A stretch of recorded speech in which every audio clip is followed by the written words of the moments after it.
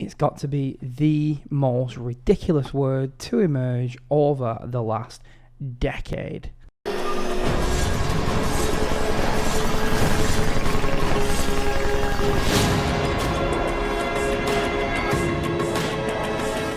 He's crazy like Jack Bauer. His name is Forrest Power. Good morning, good afternoon, or good evening, YouTube.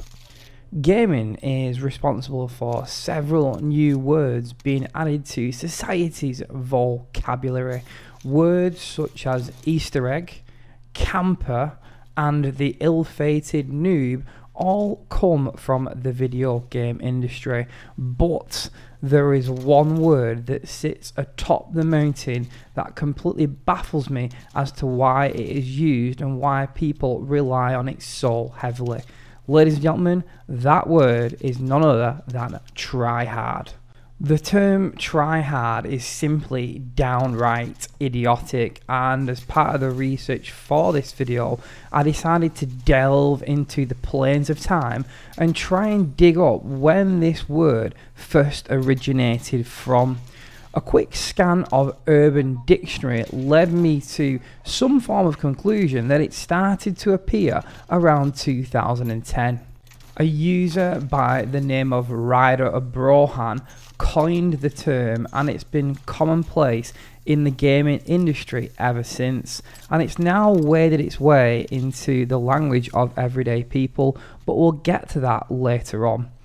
First of all, the term tryhard related to people of subpar skill trying their best to do well at a game but eventually failing. Nowadays though, in 2022, the term tryhard relates basically to anyone that is trying to win a video game, full stop. In more recent times, the word sweat has also come to share this definition, and I guess the reason for doing this video today, guys, is to show you that the words sweat and tryhard are so nonsensical that it does not make sense. 90% of the time, people are trying to win at video games, even if they are a little bit more casual than perhaps your hardcore player. Sure, every gamer may not have a souped up gaming chair by Secret Labs, they might not have a pair of gaming glasses, they might not have top of the range equipment like some of your most prevalent streamers, but as I say, 90% of the time people are legitimately trying to win at video games. I feel like it's a stupid term though, because it glorifies this idea of failure and it rejects the notion of winning. Being successful and celebrating successes is something that's very, very important within society. It took mankind 5 or 6 different attempts before we actually got to land on the moon. Now, all of those people that went before Neil Armstrong are lost to the sands of history, but Neil Armstrong and his crew of merry men are celebrated for that success because they eventually emerged as winners of the space race. I think that the major problem that I have with this word though stems from the fact that there's such a negative connotation attached to it, and it almost tricks your mindset into thinking that being decidedly average is a cool thing to be. It's really not.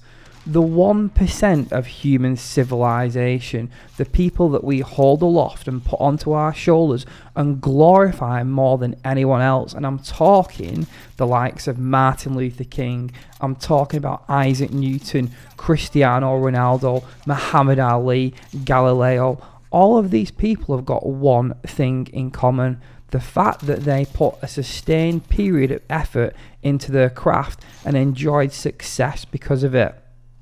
These people are all examples of tryhards, and I just hate the fact that there is now just so much negativity attached to the word. And where does it come from?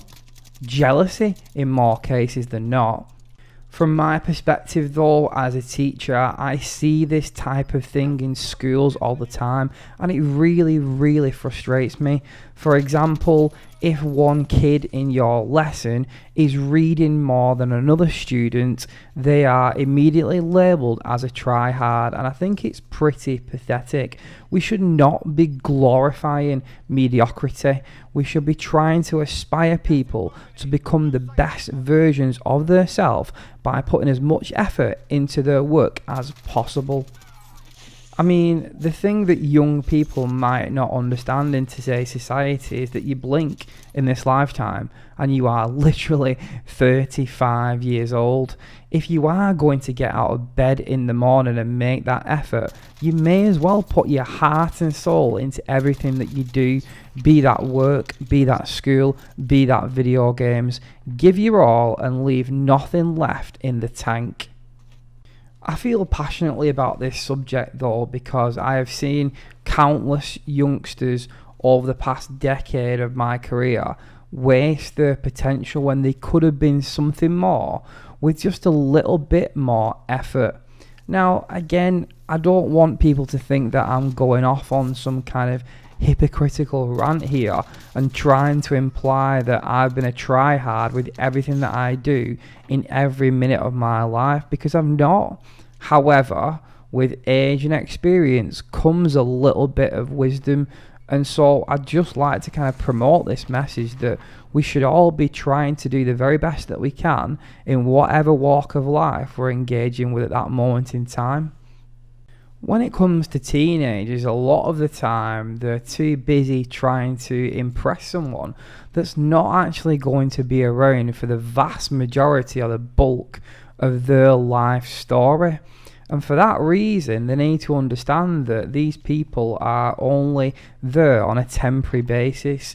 True friends and the people that you should want to surround yourself with will look at something that you do that you're successful at and actually want to share in that success with you.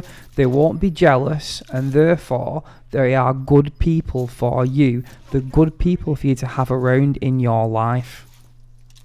So I think that the point that I'm trying to make through this video is that I feel like everyone alive has the potential to become part of that 1% club that I was talking about before, but it's only the tryhards in life that really have a prayer of getting there.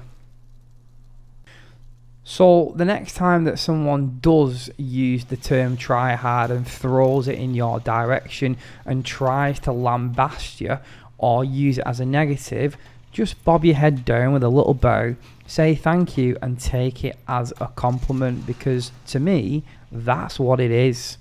Ladies and gentlemen, as always, thank you very much for watching this video. I am intrigued to see what you guys think of this term that has trickled into our vocabulary over the past 10 years or so. Do you think that it's a good word? Do you think that it's a bad word? Do you think that it's a word that we should just outlaw altogether? Please, please, please leave a comment in the section below with your thoughts. And so, once more people, all that's left for me to say is thank you very much for watching this video. I'm Forrest Power, and this has been Emotional.